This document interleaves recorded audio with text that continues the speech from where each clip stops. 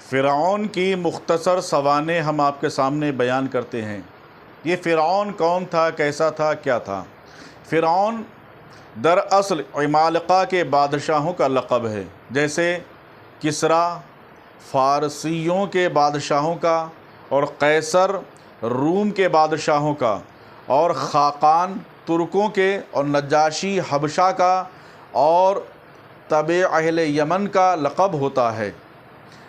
عمالقہ ایک جابر قوم تھی جو حضرت نوح علیہ السلام کی اولاد سے تھی۔ ان میں شام کے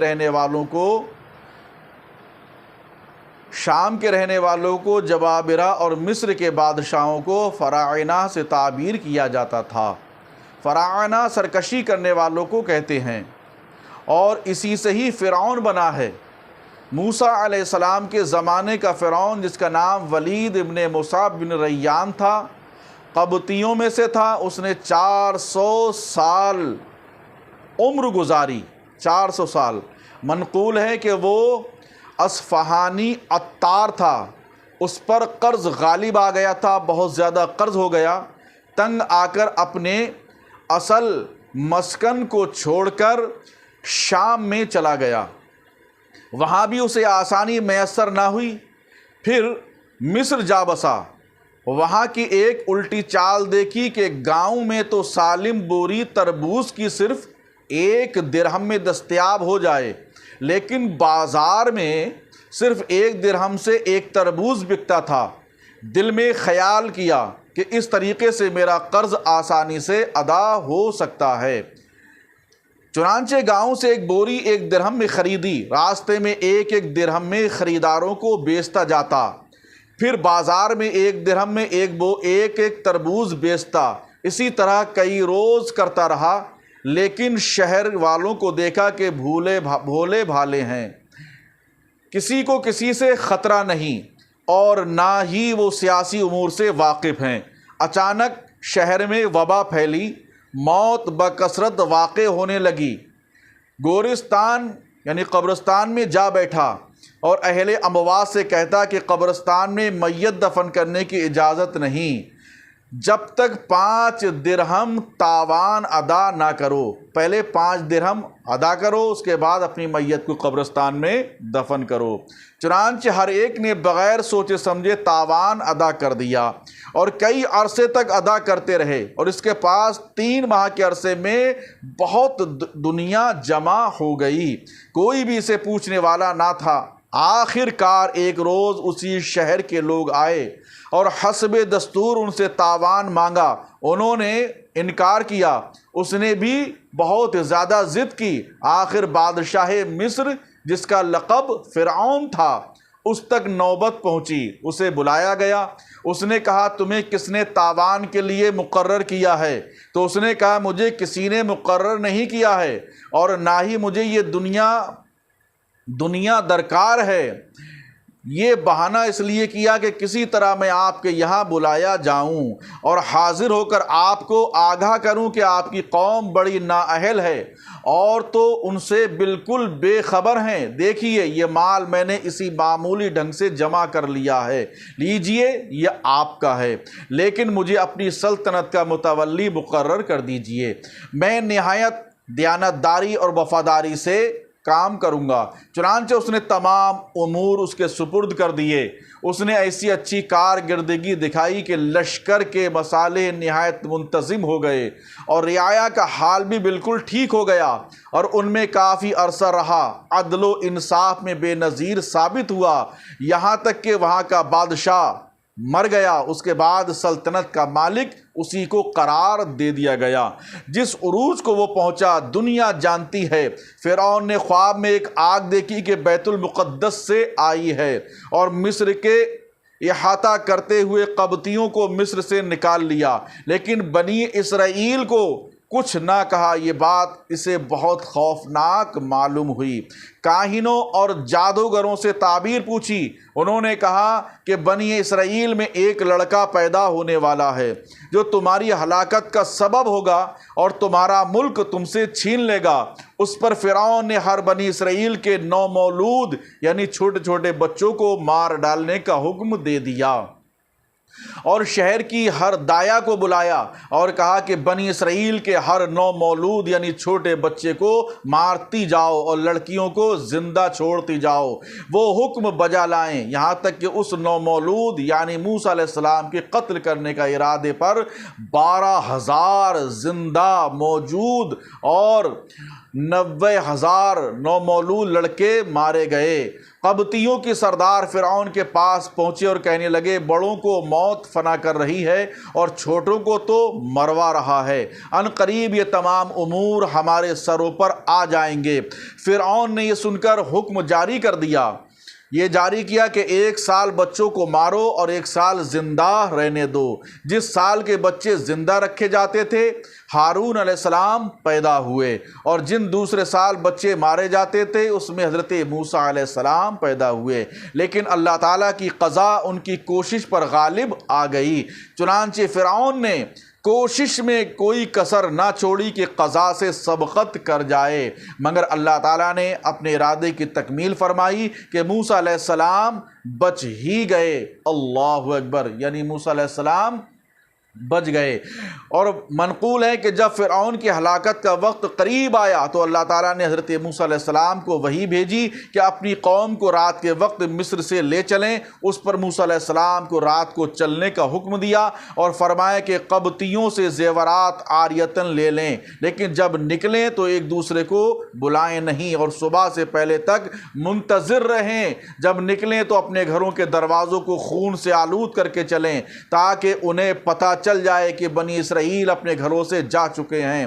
چنانچہ رات کو نکل چلے اور اس وقت وہ 6,20,000 جنگی تھے 20 سال کے لڑکے اور 60 سال کے بوڑھے ان کے علاوہ تھے۔ قبطی اس سے بے خبر تھے اور ان پر موت واقع ہو گئی اور وہ مردوں کے دفن میں مصروف ہوئے جس سے ان کے طلب میں رک گئی۔ بنی اسرائیل جب رات کو چلے تو آگے جنگل میں جا کر راستہ بھول گئے اور انہیں پتہ نہ چل سکا کہ کہاں جا رہے ہیں۔ حضرت موسیٰ علیہ السلام نے قوم کے بوڑھوں کو بلا کر سبب پوچھا تو انہوں نے کہا کہ جب حضرت یوسف علیہ السلام کے انتقال کا وقت قریب ہوا تو اپنے بھائیوں سے وعدہ لیا کہ جب مصر سے باہر نکلو تو مجھے بھی ساتھ لیتے جانا، اسی وجہ سے راستہ بند رہے گا۔ حضرت موسیٰ علیہ السلام نے پوچھا ان کا مزار کہاں ہے؟ ان کے مزار کا علم سوائے ایک بڑھیا کے کسی کو نہ تھا۔ اس بڑھیا سے دریافت کیا گیا تو اس نے حضرت موسیٰ علیہ السلام سے عرض کی اگر میں بتا دوں تو کیا میرے منہ مانگی بات مان لو گے؟ موسیٰ علیہ السلام نے کہا اللہ تعالیٰ سے پوچھتا ہوں، جیسا وہ فرمائے گا ویسا ہوگا۔ اللہ تعالیٰ کی بارگاہ میں یہ معاملہ پیش کیا تو حکم ہوا کہ اس سے کہہ دیجئے کہ تیرا سوال پورا کیا جائے گا۔ بوڑھی عورت نے کہا میں ایک طویل عمر بوڑھی ہوں، چل نہیں سکتی، مجھے ایک سواری عطا ہو اور مصر سے مجھے بھی نکال لے چلو۔ یہ تو دنیاوی سوال ہے اور آخرت میں یہ چاہتی ہوں کہ جہاں تیری قیام گاہ ہو میں تیرے ساتھ رہوں۔ موسیٰ علیہ السلام نے کہا تیرے دونوں سوال پورے کیے جائیں گے۔ بوڑھی نے کہا یوسف علیہ السلام کا مزار دریائے نیل کے اندر ہے، دعا فرمائیے اس سے پانی ہٹ جائے۔ چنانچہ موسیٰ علیہ السلام نے دعا مانگی اور ساتھ یہ بھی عرض کی کہ طلوع فجر نہ ہو جب تک کہ ہم یوسف علیہ السلام کا مزار تلاش کر کے انہیں ساتھ نہ لے چلیں۔ چنانچہ موسیٰ علیہ السلام نے اس جگہ کو کھودوا کر قبر سے صندوق جو صنوبر کا تھا نکال لیا اور ملک شام میں لے جا کر دفن کر دیا۔ اس کے بعد ان پر راہ کھل گئی اور چل پڑے۔ حضرت ہارون علیہ السلام قوم کے آگے اور موسیٰ علیہ السلام قوم کے پیچھے پیچھے۔ جب فرعون کو علم ہوا تو قوم کو جمع کر کے بنی اسرائیل کے تعاقب کرنے لگا۔ ان میں سے سب کے آگے والے لشکر جو کہ 17 لاکھ تھا اس میں حامان کو بھیج کر روانہ کیا کہ جس میں تمام گھوڑوں پر سوار تھے، ان میں کوئی مادہ گھوڑی نہ تھی، ہر ایک کے ہاتھ میں تلوار تھی۔ ادھر بنی اسرائیل چل کر جب دریا کے کنارے پہنچے تو دیکھا کہ دریا پوری طغیانی میں تھا، یہاں تک کہ فرعون کا لشکر قریب آ گیا۔ اشراق کا وقت تھا۔ فرعون نے بنی اسرائیل کو دیکھ کر اپنی جماعت سے کہا کہ یہ تو بہت قلیل جماعت ہے۔ ادھر بنی اسرائیل فرعونیوں کو دیکھ کر گھبرائے اور موسیٰ علیہ السلام سے کہنے لگے اے موسیٰ علیہ السلام تم ابھی پیدا نہیں ہوئے تھے تو بھی ہم دکھ میں تھے، اور اب تمہاری پیدائش کے بعد بھی ہمیں تکلیف ہے، نجات نہیں، لیکن کیونکہ ہمارے آگے دریا ہے، اگر آگے بڑھیں گے تو ڈوب جائیں گے، اور پیچھے فرعون ہے ہمارے قریب آ پہنچا ہے جو ہمیں مارے بغیر نہیں رہے گا۔ اب بتائیے کیا کیا جائے، تمہارے رب کا وعدہ کیا ہے؟ حضرت موسیٰ علیہ السلام نے فرمایا گھبراؤ مت، میرا رب قریب راہ نجات نکالے گا۔ سبحان اللہ۔ ابھی گفتگو ہو ہی رہی تھی کہ اللہ تعالیٰ نے موسیٰ علیہ السلام کی طرف وحی بھیجی کہ اپنا عصا پتھر پر مارو۔ انہوں نے عصا مارا لیکن کچھ نہ ہوا۔ اللہ تعالیٰ کا پھر حکم ہوا اب مارو، چنانچہ حضرت موسیٰ علیہ السلام نے عصا پھر مارا اور کہا راستہ دے دیجئے۔ اے ابو خالد، اتنا کہنے پر وہ دریا پھٹ گیا، اس میں 12 راستے بن گئے، ہر راستہ پہاڑ کے برابر تھا اور ہر ایک علیحدہ 12 قبیلوں کے لیے جن پر وہ لوگ گزرے۔ دریا پھٹنے پر اللہ تعالیٰ نے ہوا کو چلنے کا حکم دیا، دھوپ تیز کر دی جس سے وہ بالکل خشک ہو گیا۔ بنی اسرائیل اس میں کود پڑے لیکن ہر ایک کے راستے کے آگے پہاڑ کے برابر پانی حائل ہو گیا جس سے ایک دوسرے کو دیکھ نہ سکتے تھے۔ کہنے لگے کیا بات ہے کہ ہم ایک دوسرے کو نہیں دیکھ رہے ہیں، معلوم ہوتا ہے کہ ہمارے بھائی مارے گئے۔ موسیٰ علیہ السلام نے فرمایا چلو چلو بسلامت چل رہے ہیں، ان کا راستہ بھی تمہارے راستے کی طرح ہے، لیکن انہوں نے نہ مانا۔ موسیٰ علیہ السلام نے کہا یا اللہ تو ان کی بری عادتوں کو دیکھ رہا ہے، جس طرح کہتے ہیں اسی طرح کر دے۔ اللہ تعالیٰ نے موسیٰ علیہ السلام کو فرمایا اپنا عصا دائیں بائیں دریا کے پانی میں مارو۔ چنانچہ ایسا کرنے پر ہر ایک قبیلے کے مابین چھوٹی چھوٹی کھڑکیاں کھل گئیں جن سے وہ سب ایک دوسرے کو دیکھ کر باتیں سن رہے تھے۔ اسی طرح چلتے چلتے آخرکار دریا کو پار کر گئے۔ جب موسیٰ علیہ السلام کی قوم دریا سے پار ہو گئی تو فرعون کا لشکر دریا کے کنارے آ پہنچا اور دیکھا پہاڑ پھٹا ہوا تھا۔ فرعون نے لشکر سے کہا دیکھو یہ میرے خوف سے پھٹ گیا ہے۔ اس کی قوم نے کہا اگر تو خدا ہے تو دریا پر چل، جیسے موسیٰ علیہ السلام چلے۔ فرعون سیاہ گھوڑے پر سوار تھا اور لشکر میں کوئی مادہ گھوڑی نہ تھی۔ جبرائیل علیہ السلام ایک تیز رفتار گھوڑے پر سوار ہو کر آگے سے گزرے۔ فرعون کے گھوڑے نے اس کی بو سونگھی اور پیچھے دوڑا۔ جبرائیل علیہ السلام دریا میں چلے گئے اور فرعون کا گھوڑا بھی چلا آیا۔ فرعون نے بہت روکا مگر وہ نہ رکا گھوڑا، اور اس کے بعد میں وہیں دریا میں کود پڑا۔ قوم نے فرعون کو دریا جاتے دیکھ کر اپنے اپنے گھوڑے پیچھے پیچھے کر لیے اور جبرائیل علیہ السلام کو نہ دیکھ سکا، اور میکائیل علیہ السلام ایک اور گھوڑے پر ان سب کے پیچھے تمام قوم کو ہانکتے ہوئے دریا میں لائے، یہاں تک کہ ایک بھی باقی نہ رہا، سب کے سب دریا میں کود پڑے۔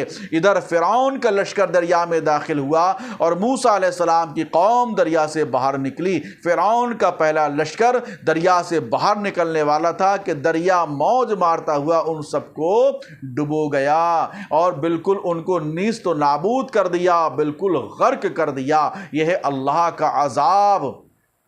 اللہ رب العزت جس کو رکھے اسے کون چکھے، اور جب انسان اللہ کے عذاب کی زد میں آتا ہے پھر وہ بچ نہیں پاتا ہے۔ اس لیے اللہ کی بارگاہ میں توبہ کرتے رہو، سچے دل سے اپنے گناہوں سے توبہ کرو۔ اللہ کی ذات غفور الرحیم ہے۔ اللہ رب العزت ہمیں فرعون، قارون، حامان، ابی بن خلف کے ساتھ نہ اٹھائے، بلکہ ہمیں اٹھائے تو ہمارے آقا صلی اللہ علیہ وسلم کے ساتھ، حضرت صدیق اکبر رضی اللہ تعالیٰ عنہ کے ساتھ، حضرت فاروق اعظم، حضرت عثمان غنی، حضرت مولا کائنات، تمام صالحین کے ساتھ اللہ رب العزت ہمیں اٹھائے۔ رب کی بارگاہ مقدس پناہ میں بس یہی ہماری دعا ہے۔